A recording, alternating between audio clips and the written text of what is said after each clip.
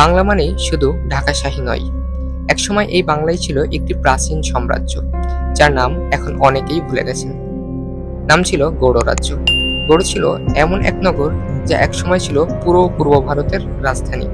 ইতিহাস বলে ৮০০ বছর আগে গৌড় ছিল বাংলার রাজনৈতিক, বাণিজ্যিক আর সাংস্কৃতিক কেন্দ্র। পাল রাজারা এখান থেকে শাসন করতেন, আর তাদের শাসন ছিল বুদ্ধ ধর্ম প্রচারের জন্য বিখ্যাত। আপনারা হয়তো অনেকেই জানেন বাংলাদেশে অবস্থিত সোমপুর বৌদ্ধবিহার বা মহাবিহার আছে, যেটা মূলত পাল রাজাদের বা গৌড় সাম্রাজ্যের অন্তর্গত ছিল, যা আজ ইউনেস্কো হেরিটেজের এক যুগান্তকারী অংশ।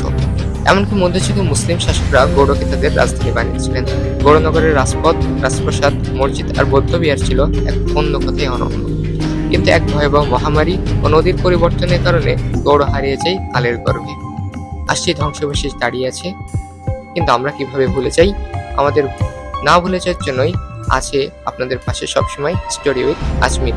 আমাদের চ্যানেলকে সাবস্ক্রাইব করে আমাদের পাশে থাকুন। ইনশাআল্লাহ নতুন নতুন ভিডিও পাবেন।